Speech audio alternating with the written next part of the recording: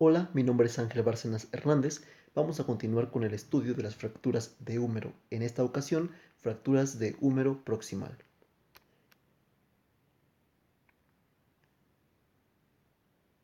Las fracturas de húmero proximal se presentan en un 3 a un 5% de todas las fracturas y estas son relativamente frecuentes. Recordemos que para el estudio del húmero se va a dividir en tres partes. Encontramos el la zona proximal del húmero, la parte distal del húmero y la diáfisis del húmero. A su vez, esta diáfisis se va a subdividir en un tercio proximal, en un tercio medio y en un tercio distal. De esta manera va a presentarse diferentes incidencias de fracturas. El primer lugar lo ocupa el tercio medio con un 60%. En segundo lugar, el tercio proximal con un 30% y finalmente el tercio distal con un 10%. La presentación en edades va a ser bimodal, es decir, se va a presentar un pico inicial en la tercera década de la vida, principalmente en los hombres, es decir, entre los 20 a los 30 años. Y el segundo pico se presenta entre la séptima y octava década de la vida, entre los 60, 70, 70 a 80, esto principalmente en las mujeres.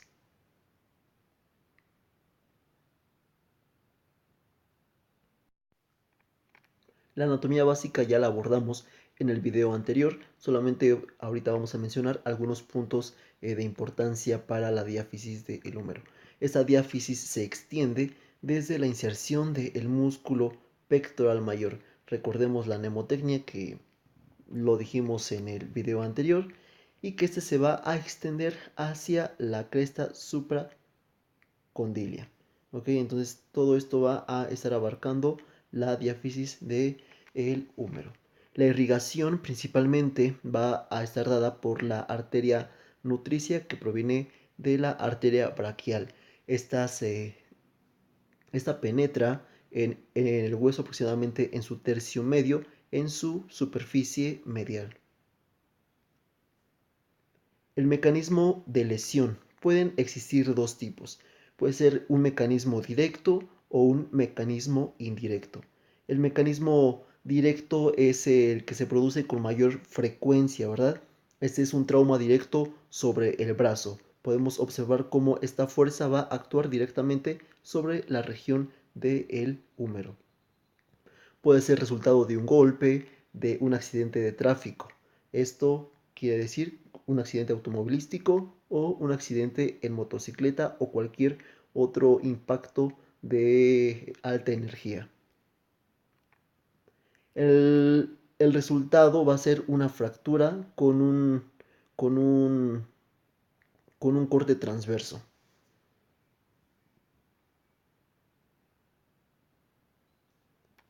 El mecanismo de lesión indirecta es resultado de una caída con el brazo extendido y va a producir un trazo espiroideo u oblicuo. Este es más frecuente en personas de mayor edad, recordemos en el segundo pico de incidencia.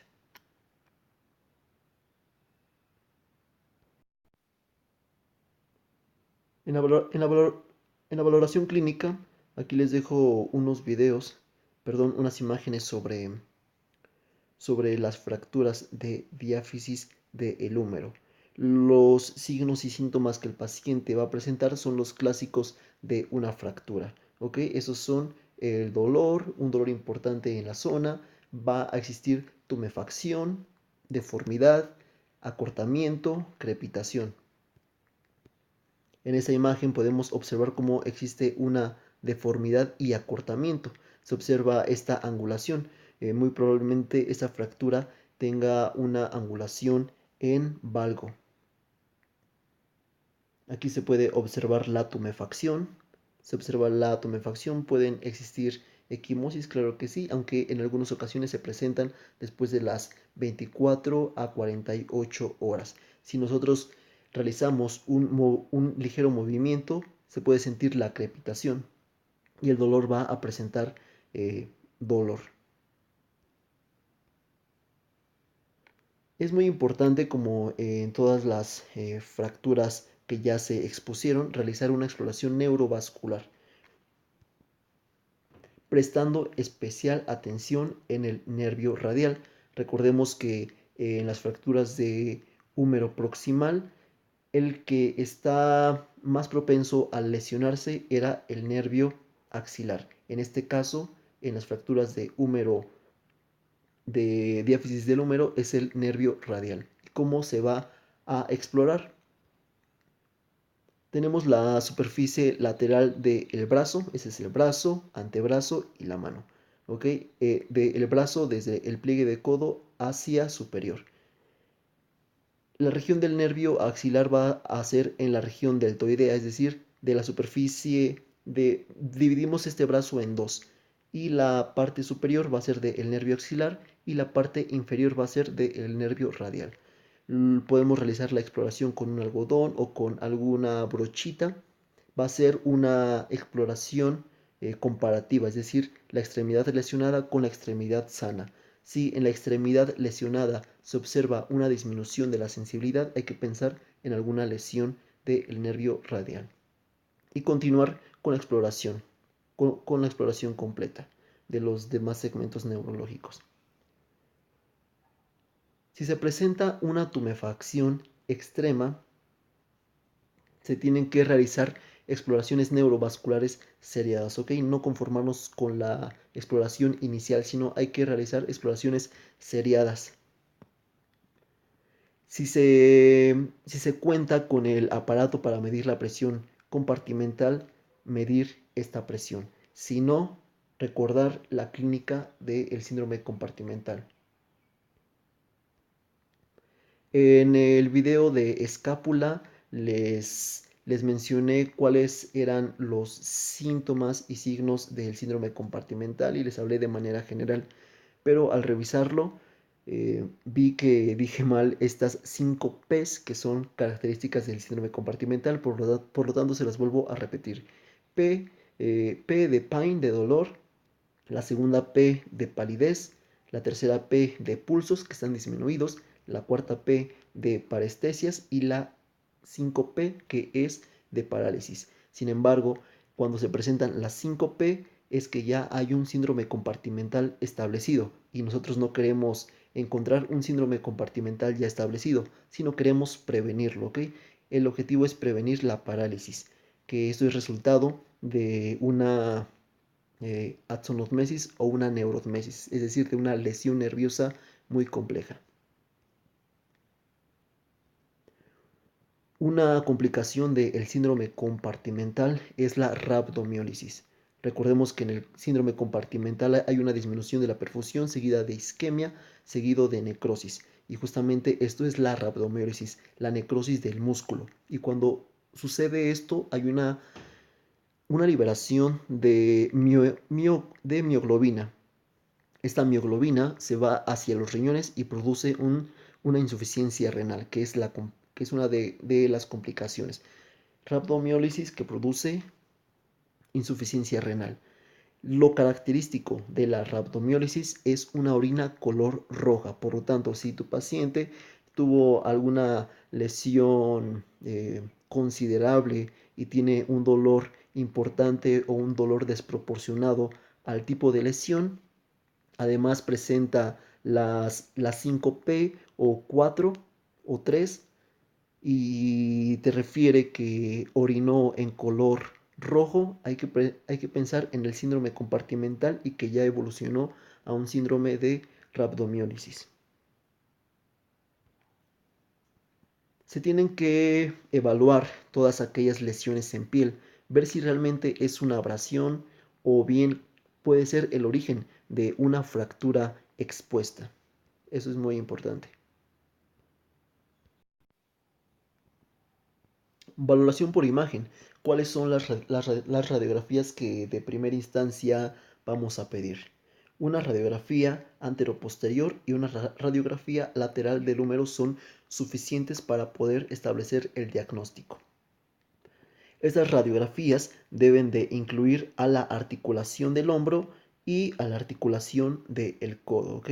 Aquí observamos una radiografía anteroposterior, una radiografía lateral que están incluyendo a la articulación glenohumeral y a las articulaciones del codo.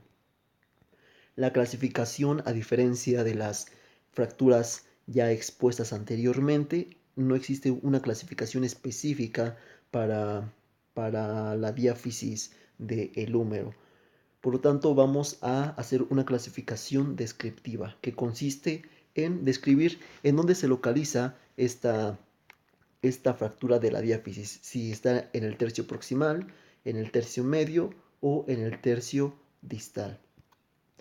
¿Qué grado de desplazamiento tiene esta fractura? ¿Está desplazada o no está desplazada o bien está acortada? Que es súper importante para el tratamiento que se le va a dar. Más adelante vamos a platicar de esto. El número de fragmentos es un fragmento simple, es decir, solamente hay dos fragmentos. Si hay un ala de mariposa, es decir, 3 fragmentos, o bien es conminuta. El tipo de trazo es un trazo transverso, un trazo oblicuo, es espiroideo o igual es conminuta. El grado de exposición, si es una fractura expuesta o es una fractura cerrada.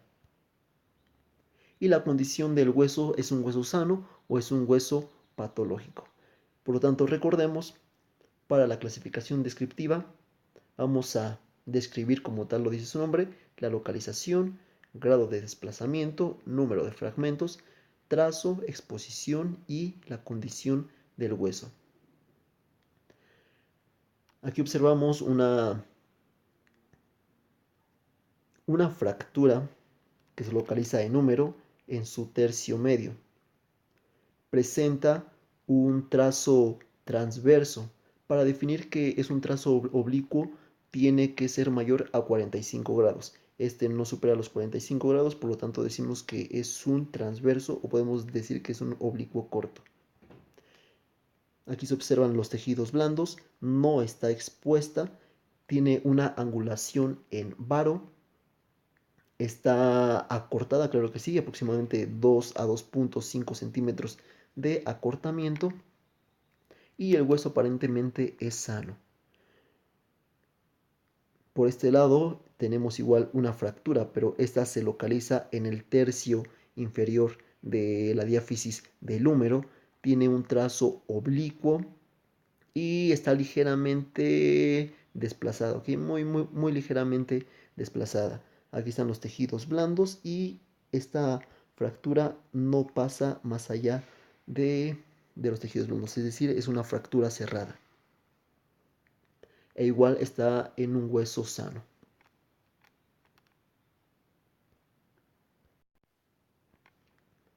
Les recuerdo, muy importante describir, 1, el grado de desplazamiento, si está cortada o está desplazada,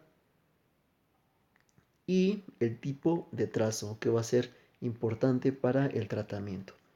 El tratamiento, como en todas las fracturas, puede ser un tratamiento conservador o un tratamiento quirúrgico.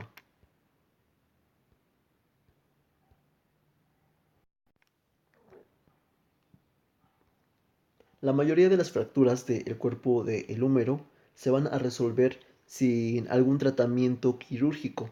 Esto en el 90% de las fracturas. Aquellas fracturas que tengan una angulación anterior de 20 grados o una deformidad en varo de 30 grados o bien que estén con una traslación de hasta 3 centímetros son aceptables para un tratamiento conservador y que no van a repercutir en su apariencia ni en la función. Y bien, nos podemos preguntar cómo una traslación hasta de 3 centímetros puede entrar para un tratamiento conservador. Esto es por los tipos de tratamientos y cómo van a actuar. Para el tratamiento conservador existen las siguientes opciones. Puede ser un yeso colgante, una férula de coaptación, un vendaje de Belpau o junto con una órtesis funcional. En primer lugar, el yeso colgante lo vamos a explicar. El yeso colgante utiliza la tracción ejercida por el propio peso del yeso y del brazo para reducir la fractura. Este se utiliza en aquellas fracturas de la porción central de la diáfisis del húmero que se encuentran desplazadas y acortadas, especialmente aquellas que tienen un trazo espiroideo u oblicuo. Las fracturas que tienen un trazo transverso o que son oblicuas cortas son una contraindicación relativa y se necesita su valoración.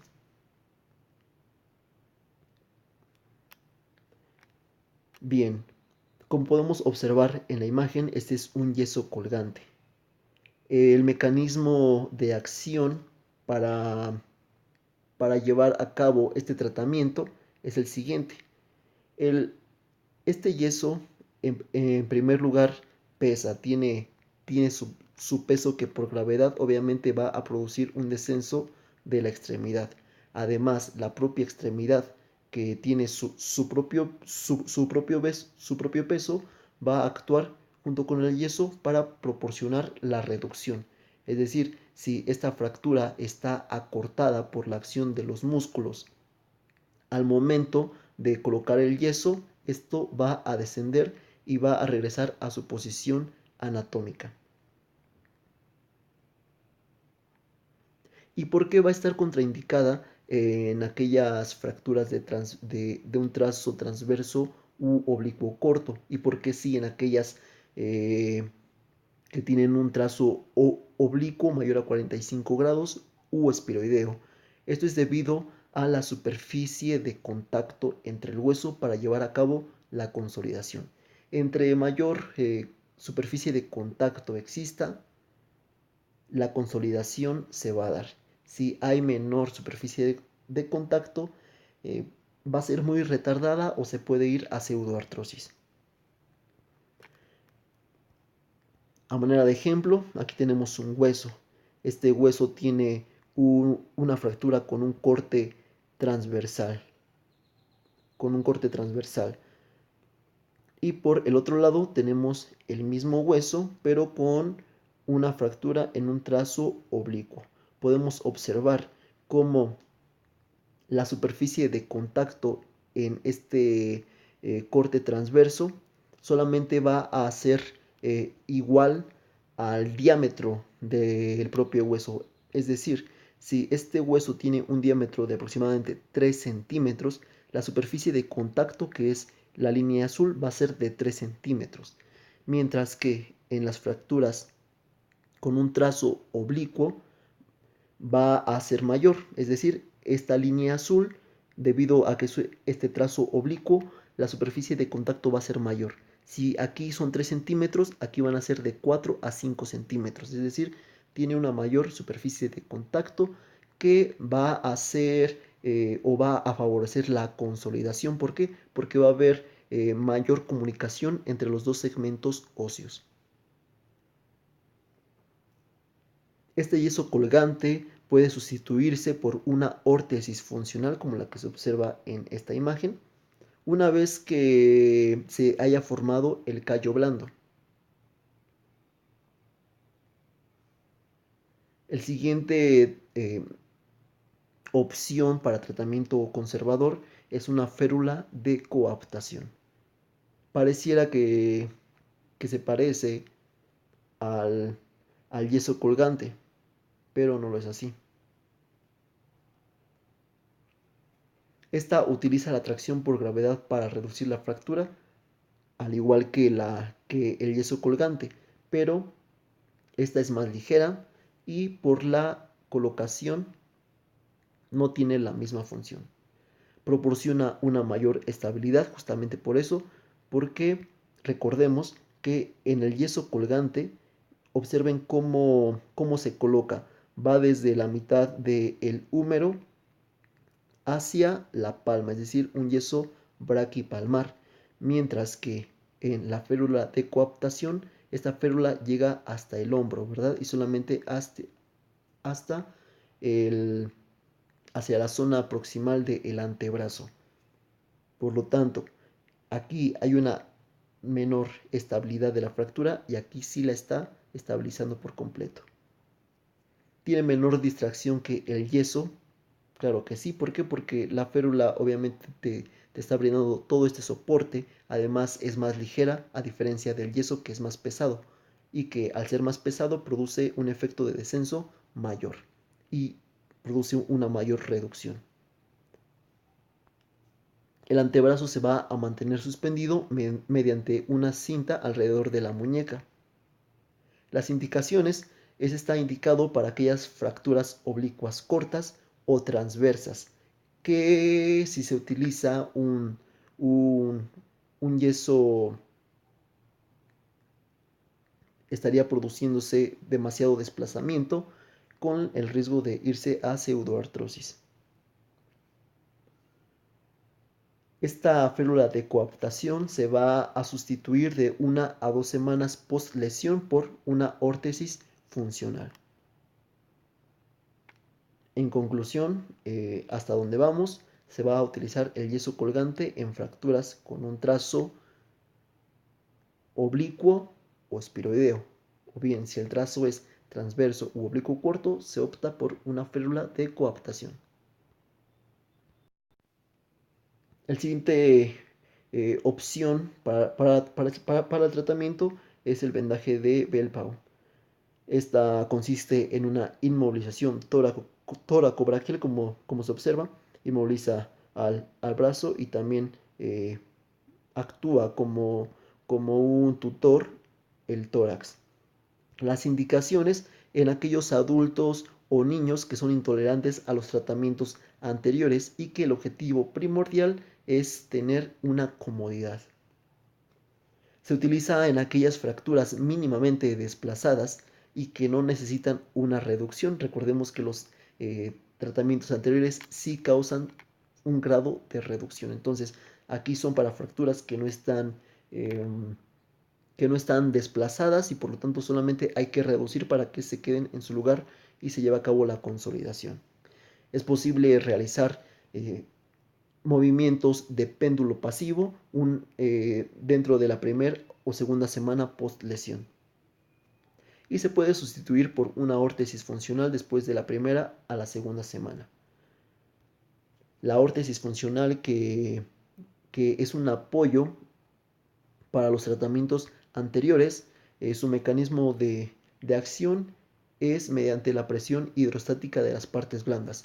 Esta presión hidrostática hace que los segmentos fracturarios se mantengan alineados y una vez que se permite la movilidad de las articulaciones adyacentes, es decir, mientras que esta férula mantiene en su lugar a la zona fracturaria, permite que las articulaciones se puedan mover sin ningún problema. Se aplica de 1 a 2 semanas después de la lesión y se utiliza como mínimo 8 semanas hasta obtener una evidencia radiológica de consolidación. Las indicaciones para el tratamiento quirúrgico son las siguientes. 1. Que el paciente sea politraumatizado, que exista una reducción cerrada inadecuada o bien que haya consolidado en una mala posición y que sea malo para la función, que sea resultado de una fractura patológica, que vaya acompañado de una lesión neurovascular, de un codo flotante, que sea una fractura segmentaria, que la fractura se haya extendido hacia el segmento intraarticular o bien que sea resultado de una fractura abierta. Las complicaciones: se puede lesionar el nervio radial hasta en un 18% de los casos, aunque esto es más frecuente en aquellas fracturas del tercio medio y del tercio distal. Los resultados pueden ser una neuropraxia o axonotmesis. Por fortuna no llega a la neurotmesis y por lo tanto la función debería de restaurarse entre el tercer al cuarto mes. La lesión vascular es rara pero cuando sucede puede lesionarse la arteria braquial. Este es más frecuente en aquellas fracturas del tercio proximal y tercio distal del brazo. Si es que se llega a presentar esta lesión de la arteria braquial y si ya se obtuvo un tiempo de isquemia prolongada, hay que tener en cuenta el síndrome de reperfusión y también como consecuencia de esta lesión vascular, el síndrome compartimental, ¿verdad? Que el síndrome compartimental, una de sus principales causas también es una lesión vascular asociada. Por lo tanto, tenemos que evitarlo realizando las fasciotomías.